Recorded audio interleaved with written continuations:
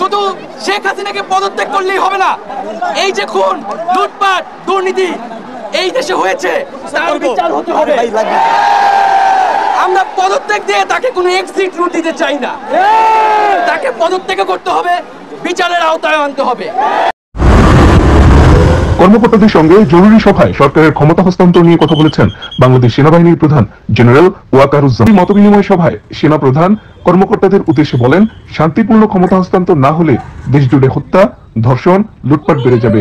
তাই ক্ষমতা হস্তান্তর হলে তা শান্তিপূর্ণভাবে হতে হবে।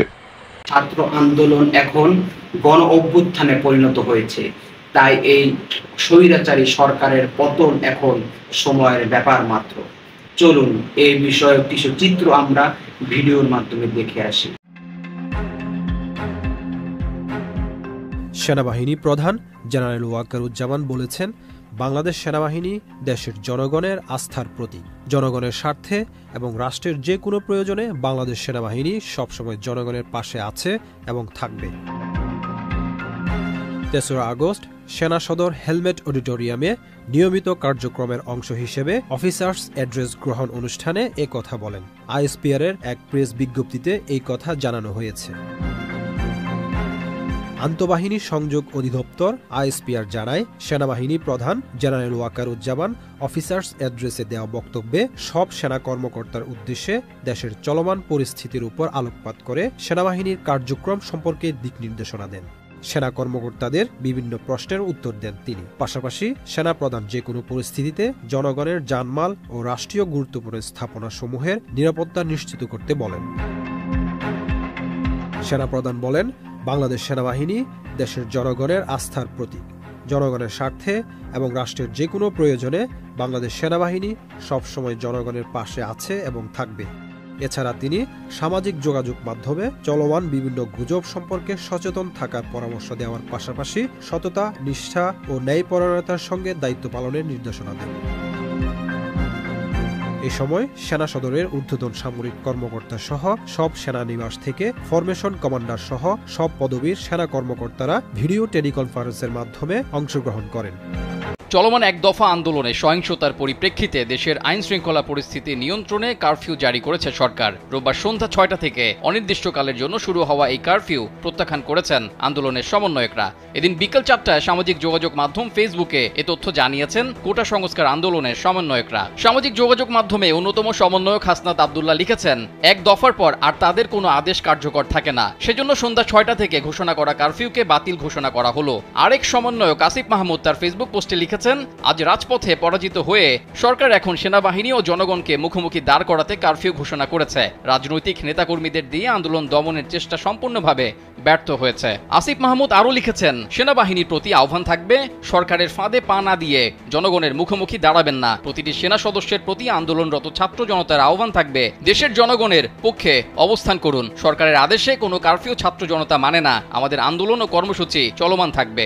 এদিকে মার্চ টু ঢাকা কর্মসূচি দিনক্ষণ ৬ আগস্ট থেকে পরিবর্তন করে ৫ আগস্ট করার ঘোষণা দিয়েছেন বৈষম্য বিরোধী ছাত্র আন্দোলনের সমন্বয়ক আসিফ মাহমুদ। রোববার গণমাধ্যমে এই বার্তাটি পাঠানো হয়।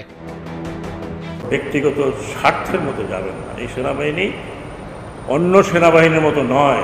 এই সেনাবাহিনী তৈরি হয়েছে মুক্তিযুদ্ধের রক্তের মধ্যে দিয়ে। সহযোগ আন্দোলনের সমর্থকরা পুড়িয়ে দেয় ফরিদপুর জেলা আওয়ামী লীগের কার্যালয়। পাশাপাশি আগুন দেওয়া হয় আরও কয়েকটি ভবনে। হয়েছে দুপক্ষের সংঘর্ষ।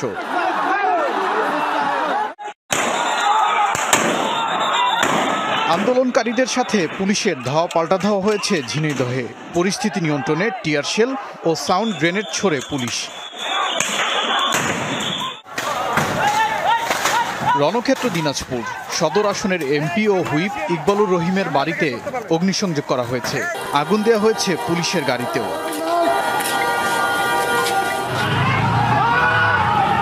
সহিংসতা হয়েছে নাটোরেও।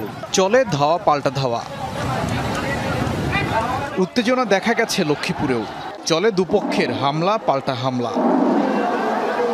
রণক্ষেত্র খুলনা নগরী। জেলা আওয়ামী লীগ কার্যালয়ের পাশাপাশি ভাঙচুর চালানো হয় জেলা পরিষদেও। আগুন দেওয়া হয় কয়েকটি গাড়িতে।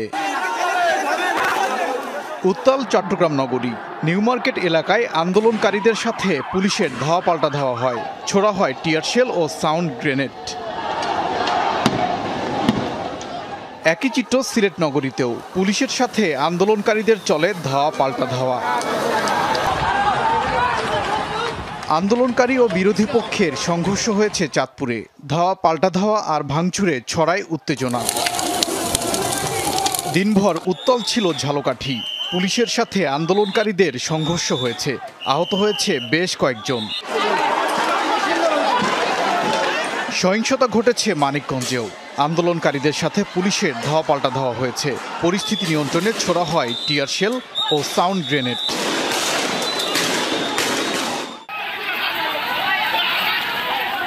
কুমিল্লায় আন্দোলনকারীদের ধাওয়া দিয়েছে বিরোধীরা। এ সময় গুলিবর্ষণ ও ককটেল বিস্ফোরণের ঘটনাও ঘটে।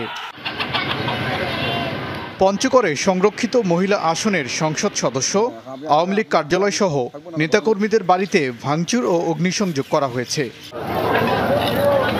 গাজীপুরের শ্রীপুরে আগুন দেওয়া হয় 2টি বাসে। এছাড়া বিভিন্ন স্থানেও সড়ক অবরোধ করে বিক্ষোভ হয়েছে। ওবায়দুর রহমান, যমুনা নিউজ। আমরা সকলেই জানি বর্তমান ছাত্রদের যে আন্দোলন, যে গণ অভ্যুত্থান, সরকার পতনের আন্দোলন, এটা মূলত সরকার পতনের আন্দোলন ছিল না। এটা ছিল মূলত কিছু যৌক্তিক দাবি আদায়ের প্রার্থনা, যেটা সরকার বুঝতে পারেনি। ছাত্ররা চেয়েছিল ব্যবস্থার সংস্কার করা হোক, কিন্তু সরকার প্রাথমিক অবস্থায় ছাত্রদের কথায় কোনো প্রকার কর্ণপাত করেনি। উল্টো ছাত্রদেরকে ধরপাকড় ও দমন পীড়ন অত্যাচার চালিয়েছে। 2টি কারণে ছাত্রদের আন্দোলন আজ গণ অভ্যুত্থানের রূপ ধারণ করেছে। সেটা হলো, এক, আমাদের ভাই আবু সাঈদকে নির্মমভাবে পুলিশ জনসম্মুখে মিডিয়ার সামনে গুলি করে হত্যা করেছে। এটি হলো প্রধানত কারণ। দ্বিতীয় আরেকটি কারণ হলো, মাননীয় প্রধানমন্ত্রী শেখ হাসিনা তিনি মিডিয়ার সামনে জনসম্মুখে বলেছেন যে তাহলে চাকরি মুক্তিযোদ্ধাদের নাতিপতিরা না পেয়ে তাহলে কি রাজাকারের বাচ্চারা পাবে? এই যে একটা ধ্বংসাত্মক কথা, এই ধ্বংসাত্মক কথাটা ছাত্রদের বুকে বুলেটের মতো দিয়ে গেঁথে দিয়েছে। ফলে ছাত্ররা রাস্তায় রাস্তায় আন্দোলনে নেমে গিয়েছে। তারা এই আন্দোলন, এই স্লোগানে নেমে গিয়েছে, চেয়েছিলাম অধিকার, হয়ে গেলাম রাজাকার, চেয়েছিলাম অধিকার, হয়ে গেলাম রাজাকার। এই 2টা কারণে ছাত্রদের আন্দোলন দাবানলের মতো সারা বাংলাদেশে ছড়িয়ে গিয়েছে। তারা মূলত কি চেয়েছিলেন? ছাত্ররা চেয়েছিলেন কোটা বাতিল কখনোই নয়। ছাত্ররা চেয়েছিলেন এই কোটা ব্যবস্থাটা সংস্কার করা হোক, মেধার যথাযথ মূল্যায়ন করা হোক। কিন্তু সরকার তাদের এই মেধার মূল্যায়ন তো করেনি, তাদের কথা কোনো প্রকার কর্ণপাত করেনি। উল্টো তাদের উপর দমন, নিপীড়ন, নির্যাতন চালিয়েছে। ফলে আজ ছাত্র আন্দোলন সরকার পতনের গণ অভ্যুত্থানের রূপ ধারণ করেছে। আর তাদের সাথে ঐক্যবদ্ধ হয়ে এই আন্দোলনে যোগ দিয়েছেন মিডিয়া কর্মী সহ দেশপ্রেমিক সেনাবাহিনীও। আজ যেই সেনাবাহিনীকে সরকার নিজেদের মারণ অস্ত্র হিসাবে ছাত্রদের বিরুদ্ধে নামিয়েছিল, সেই সেনাবাহিনী আজ আমরা ভিডিওর মাধ্যমে দেখেছি তারা ছাত্রদের পক্ষ হয়ে, যারা ছাত্রদের উপর দমন নিপীড়ন চালিয়েছে, সেই পুলিশদেরকে ডিফেন্স করছে। আজ ছাত্রদেরও একই স্লোগান, সেনাবাহিনী সরকার, বাংলাদেশের দরকার। ওদিকে আমরা দেখতে পেয়েছি ছাত্রদের এই গণ অভ্যুত্থান রুখে দেওয়ার জন্য সরকার সোমবার থেকে আবারও কারফিউ দিয়েছে। কিন্তু ছাত্রদের প্রধান সমন্বয়ক নাহিদ হাসান এই কারফিউকে প্রত্যাখ্যান করে জানিয়েছেন, যখন আমাদের একটাই দাবি যে সরকারের পতন হোক, তখন সরকারের এই কারফিউ নিরর্থক বলে প্রমাণিত হয়। সরকারের এই কারফিউ আমরা প্রত্যাখ্যান করলাম। যখন আমরা আন্দোলনের ডাক দিয়েছি, যখন আমরা গণ অভ্যুত্থানের ডাক দিয়েছি, যখন এই সরকার পতনের ডাক আমরা দিয়েছি, তখন এই সরকার পতন না হওয়া পর্যন্ত আমরা কোনোভাবেই রাজপথ ছাড়ব না। আমরা অনবরত আমাদের আন্দোলন চালিয়ে যাব যতক্ষণ না এই সরকারের পতন ঘটে। অন্যদিকে সেনাবাহিনী প্রধান বলছেন যে আমি একজন সেনাপ্রধান হিসাবে আমার কর্তব্য হলো সেনাবাহিনীকে সর্বদাই যুদ্ধের জন্য প্রস্তুত করা, সেনাবাহিনীকে সর্বদাই যুদ্ধের জন্য প্রস্তুত রাখা। তিনি এই কথা বলে কোন দিকে ইঙ্গিত করছেন?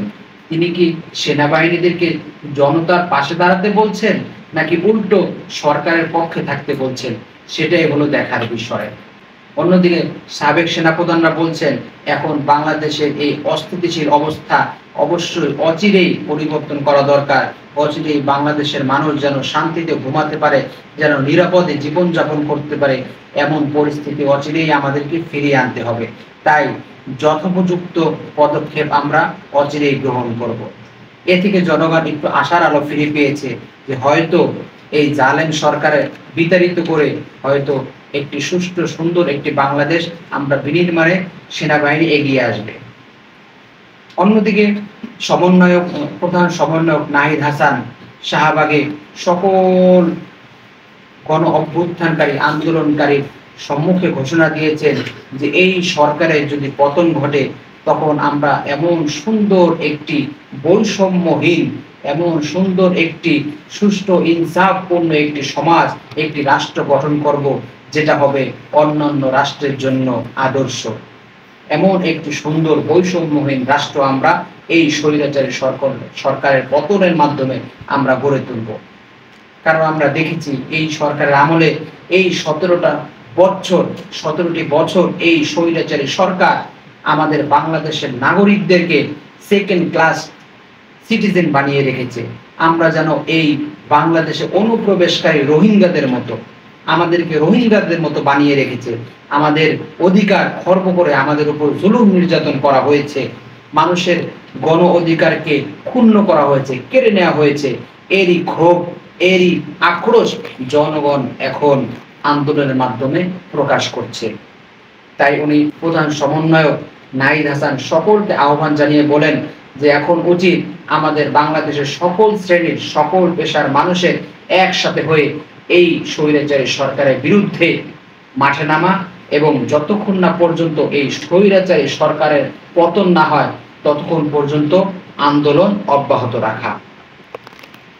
অবশেষে আমি বলতে চাই, মহান আল্লাহ রাব্বুল আলামিনের কাছে আমাদের একটাই প্রার্থনা, আর সেটা হলো আমরা সকলেই যেন নিরাপদে শান্তিতে আমাদের এই সুন্দর সমৃদ্ধশীল বাংলাদেশে যেন সুন্দরভাবে নিরাপদে বসবাস করতে পারি।